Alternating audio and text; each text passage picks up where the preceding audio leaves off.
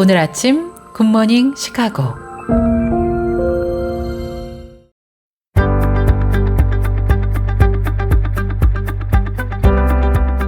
청취자 여러분 안녕하십니까? 11월 18일 화요일 KCBS 굿모닝 시카고 시작합니다.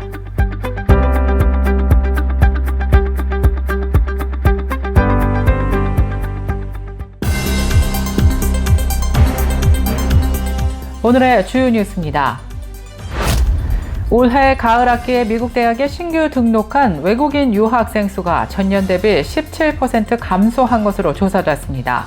트럼프 2기 행정부 출범 이후 이어진 유학생 비자 취소나 비자 인터뷰 중단 조치가 영향을 미친 것으로 분석되고 있습니다. 지난 7월 21일 동생의 결혼식 참석차 한국을 방문했다가 샌프란시스코 국제공항에서 체포됐던 영주권자 김태응 씨가 4개월 만에 석방된 반가운 소식이 전해졌습니다. 마이너스 자산 상태인 이른바 깡통 차량을 교체하는 소비자가 증가한 것으로 조사됐습니다. 연방정부의 셧다운이 40여일 만에 끝나면서 미 국내선 항공편 감축 조치도 공식적으로 해제됐습니다. 러시아의 침공으로 우크라이나의 4년 가까이 전쟁이 이어지면서 장례 절차에도 큰 변화가 생겼습니다. 사랑의 교회 당회가 16일 모임을 갖고 오정현 담임 목사의 후임으로 캘리포니아주 사랑의 빛 선교교회 윤대혁 목사를 청빙하기로 결정했다고 밝혔습니다. 미 복음주의 지도자 그렉 로리 목사가 지난 16일 보수 청년 활동가 찰리 커크가 총격으로 사망한 유타 벨리 대학교에서 하베스트 크루세이드를 개최했습니다. 이상 오늘의 주요 뉴스였습니다. 첫 소식입니다.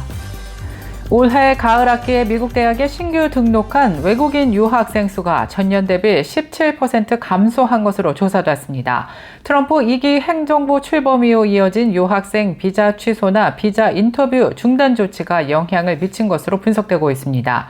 비영리단체 국제교육원이 지난 17일 미국 대학 800여 곳을 대상으로 2025-2026학년도 외국인 유학생 등록 현황을 조사한 결과를 발표했습니다.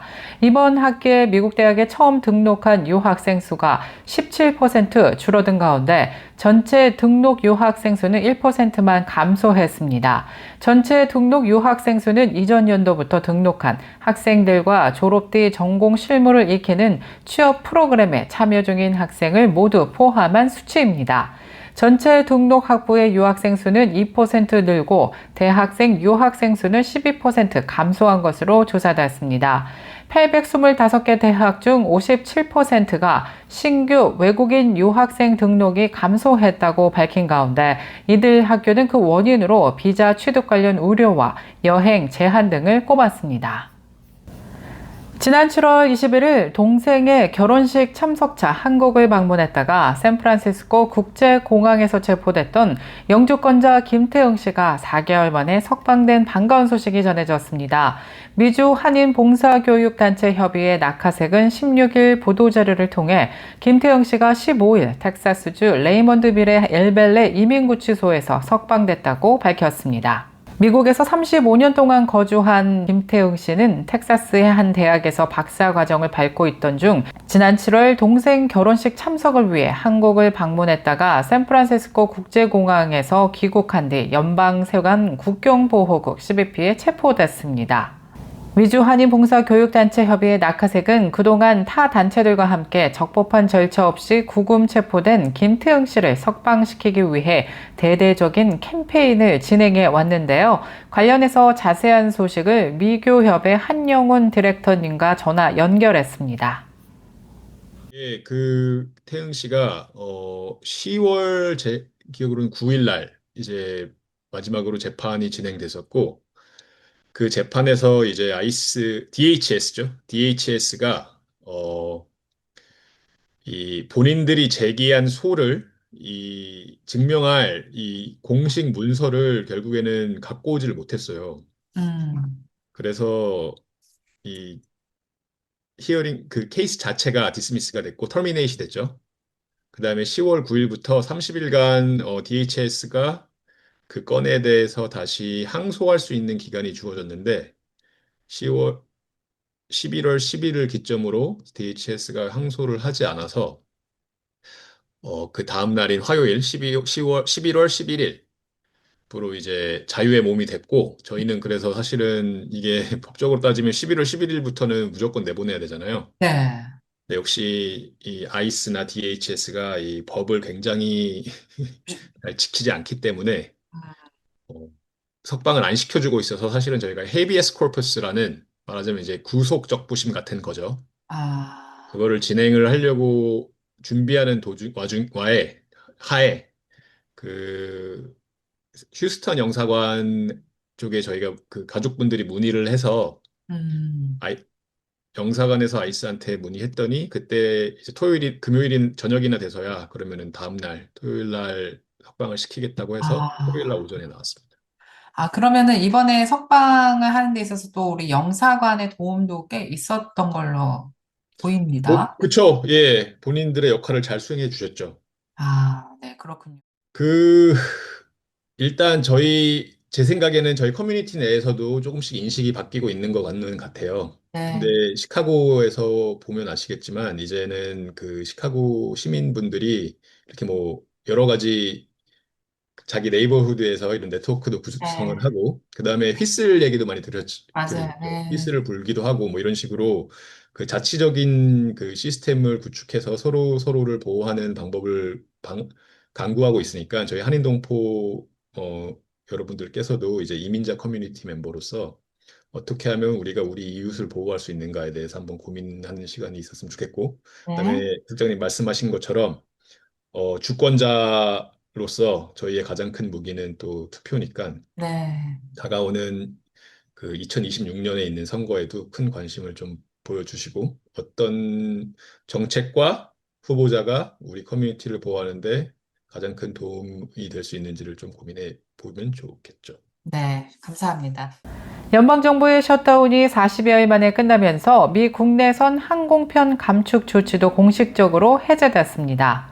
연방항공청의 브라이언 베드포드 청장은 인력 수급 우려가 꾸준히 완화되면서 정상 운항으로 복귀할 수 있게 됐다고 설명했습니다. 다수 항공사는 감축 종료를 이미 예상하고 준비한 것으로 알려졌습니다. 주요 항공사 관계자들은 익명으로 17일자 항공편을 취소하지 않았으며 그럴 계획도 없다고 밝혔습니다. 한편 연방항공청은 일부 항공사가 감축 명령에 협조하지 않은 정황을 인지하고 있으며 대응 조치를 검토 중인 것으로 전해졌습니다. 당시 감축 명령을 어기고 제한을 초과해 운항할 경우 최대 7만 5천 달러의 벌금이 부과될 수 있다는 내용이 포함됐던 것으로 알려졌습니다.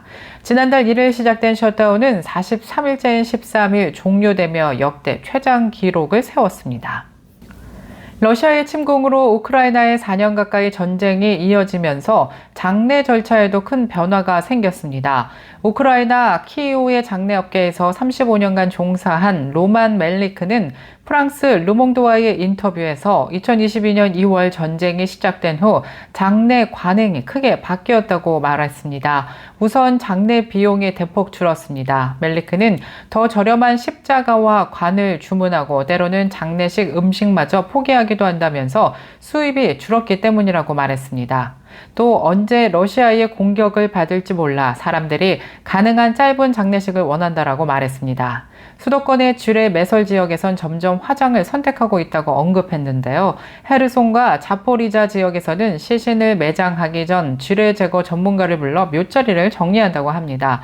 그러나 전쟁으로 심하게 트라우마를 입은 사람들은 공격의 표적이 될까 두려워 장례식도 없이 자신들이 참석하지도 않은 채 가족을 화장해달라고 요청하기도 한다면서 이 경우 장례업체는 그들에게 유골함만 건네준다라고 말했습니다.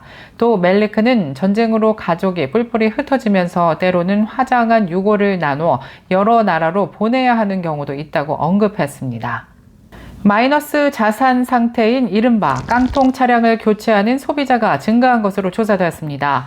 자동차 정보업체 에드먼즈에 따르면 지난 3분기 신차 구매를 위한 중고차 트레이드인 차량의 28.1%가 차량 가치보다 오토론 잔액이 더 많은 네거티브 에퀴드 상태로 거래됐습니다. 이는 4년 만에 최고 수준인데요. 에드먼즈 분석에 따르면 3분기 마이너스 자산 차량의 평균 잔여 대출 금액은 6,900달러로 지난 2021년 같은 기간보다 65% 이상 늘었습니다. 이 중 3명 중 1명은 5,000달러 이상, 4명 중 1명은 1만 달러 이상 빚이 남은 상태에서 새 차량으로 교체한 것으로 조사되었습니다. 마이너스 자산 상태의 차량은 보유해도 차량을 계속 유지한다면 큰 문제는 없지만 교체 시점에서 손실이 현실화됩니다. 깡통차의 평균 연식은 3.7년으로 조사됐습니다.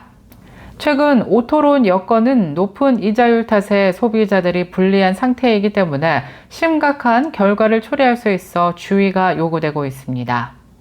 전문가들은 자동차 할부금이 남아있는 상태에서 차량 가치가 더 낮아지는 깡통차 상황에 처해 있다면 상환액을 늘려 대출 원금을 빨리 줄이고 리파이낸스를 고려하거나 차량을 계속 유지하는 등 대출 균형을 회복하는 것이 장기적으로 손실을 줄이는 길이라고 조언합니다. 계속해서 교계 소식이 이어집니다. 사랑의 교회 당회가 16일 모임을 갖고 오정현 담임 목사의 후임으로 캘리포니아주 사랑의 빛 선교교회 윤대혁 목사를 청빙하기로 결정했다고 밝혔습니다. 교회 측은 내달 말경 공동회의를 열고 윤 목사에 대한 제3대 담임 청빙안을 상정할 계획이라고 밝혔습니다. 앞서 오정현 목사는 후임 목사와 함께 내년 동사 목회를 하고 2027년 초에 위임식을 열 예정이라고 밝혔던 바 있습니다. 윤대혁 목사는 총신대학교 신학교와 동신학대학원, 미국 플러 신학교를 나왔습니다. 서울 오륜교회에서 청년부를 담당했으며 남가주 사랑의 교회에서도 대학부 및 청년부에서 사역했습니다. 2013년 11월 사랑의 빛 선교교회 담임으로 부임해 지금까지 목회하고 있습니다. 미 복음주의 지도자 그렉 로리 목사가 지난 16일 보수 청년 활동가 찰리 커크가 총격으로 사망한 유타 벨리 대학교에서 하베스트 크루세이드를 개최했습니다. 미국을 위한 희망으로 명명된 이번 집회는 1만 명 이상이 참석했으며 지역사회가 입은 깊은 상처 속에서 치유와 복음적 희망을 전했습니다. 로리 목사는 크리스천 포스트와의 이메일 인터뷰에서 하베스트 사역팀은 원래 2027년 여름 유타 집회를 계획하고 있었다면서 그러나 9월 10일 터닝포인트 행사 중 찰리 커크가 총격으로 사망한 직후 즉시 유타 지역 목회자들에게 연락을 취했다고 전했습니다. 그러면서 유타 목회자들에게 도울 일이 있는가를 물었고 그들은 지금 와달라며 지역사회가 상처를 받고 있다고 응답했다고 전했습니다. 그는 또 찰리가 젊은 세대에게 다가가던 놀라운 방식에 오랫동안 감동받아 왔다면서 그가 가진 열정과 영향력을 깊이 존경한다라고 언급했습니다. 나이지리아 북서부와 북동부에서 이슬람 극단주의자들의 공격으로 기독교인들이 사망하고 교회와 주택이 불타는 사건이 발생해 국제사회의 우려가 커지고 있습니다. 크리스천 데일리 인터내셔널에 따르면 지난달 31일 나이지리아 북서부에서 무장 세력의 공격으로 기독교인 7명이 사망했습니다. 희생자 중에는 11세 소년도 포함되어 있으며 이들의 장례식은 11월 8일 수백 명의 조문객이 참석한 가운데 거행됐습니다.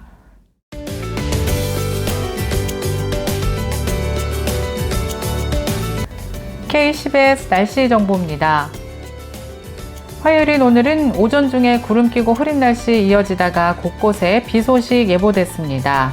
바깥 외출 시 우산 꼭 챙기시길 바라겠고요. 기온은 어제와 비슷하겠는데요. 오늘 낮 최고 기온 45도 예상되며 밤 최저 기온 40도 예상됩니다.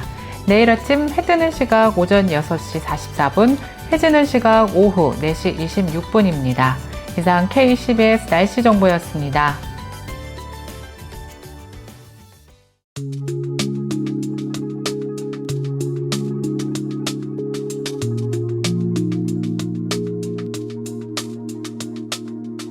이상으로 KCBS 굿모닝 시카고 뉴스를 마치겠습니다. 지금까지 아나운서 유정임이었습니다. 오늘도 여러분의 삶 속에 하나님의 은혜와 평강이 가득하시기를 기도하면서 저희는 내일 이 시간에 다시 찾아뵙겠습니다. 청취해주신 여러분 고맙습니다.